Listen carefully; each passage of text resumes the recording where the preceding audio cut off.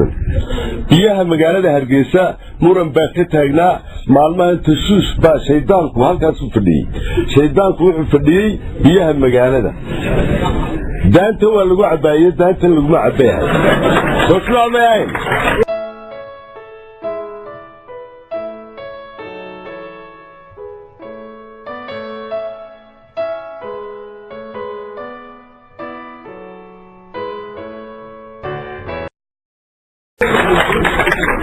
2015 labada daamood baa lagu cabayaa 2015 labada daamood baa lagu cabayaa labada daamoodna can dareen buu ahaa barkaday